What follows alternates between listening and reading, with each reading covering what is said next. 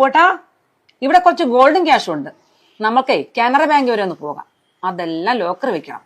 അതുവഴി അപ്പോട്ടിനെ 2 ജോഡി ഡ്രസ്സും എടുക്കാം.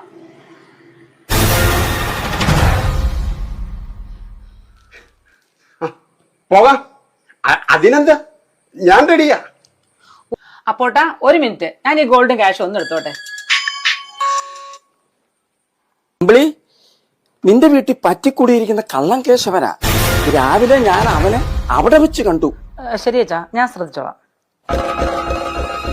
അപ്പോട്ടാ, ഞാൻ അലമാരി വെച്ചിരുന്ന ഗോൾഡൻ ക്യാഷും കാണുന്നില്ലല്ലോ. ഞാനടുത്ത കാറിൽ വെച്ചിട്ടുണ്ട്. നമുക്ക് പോകാം. ശരി അപ്പോട്ടാ, ഞാനിപ്പോ വരാം.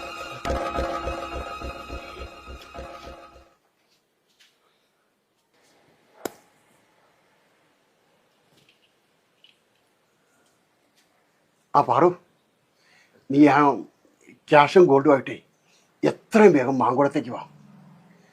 ആരും അറിയണ്ട. എന്താ പോട്ടാ, കുഴപ്പമായോ? ശരി, ഞാനിപ്പോ വരാം. ശരി, കാറിലോ ഞാനിപ്പോ കൊണ്ടുവന്ന് വെക്കാം. അതെല്ലാം ഞാൻ പറയാം. വെച്ചോ വെച്ചോ. അപ്പോട്ടൻ ആരെയാ വിളിച്ചത്? സജീവനെ എന്നെ വിളിച്ചത്. അവൻ എന്നെ അത്യാവശ്യമായിട്ടൊന്ന് കാണണമെന്ന്. എന്തോ ക്യാഷിന്റെ സ്വർണത്തിന്റെ കാര്യം പറഞ്ഞു കേട്ടല്ലോ. അതെ, സജീവിന്റെ മോളുടെ കല്യാണത്തിന്റെ സ്വർണമൊന്നും ശരിയായിട്ടില്ലെന്ന് പറഞ്ഞത്.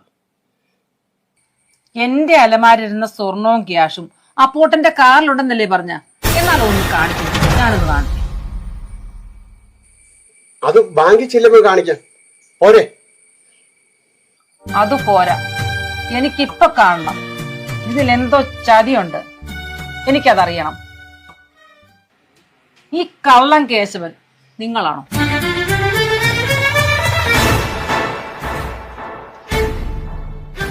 അച്ഛാ,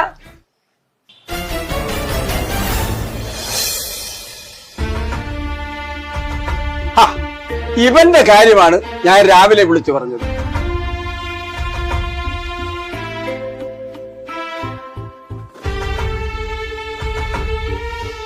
ഇവൻ നാട്ടിലറിയപ്പെടുന്ന കള്ളനല്ലേ?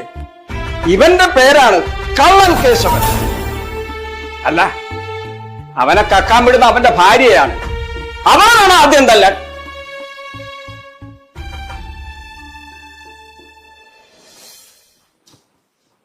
എന്നെ എന്ത് വേണമെങ്കിലും പറഞ്ഞു. എന്റെ ഭാര്യയെ പറ്റി എന്തെങ്കിലും പറഞ്ഞാലുണ്ടല്ലോ, പറഞ്ഞാൽ എന്ത് ചെയ്യൂടാ?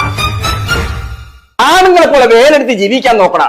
കക്കാൻ നടക്കണം മോളെ. നീ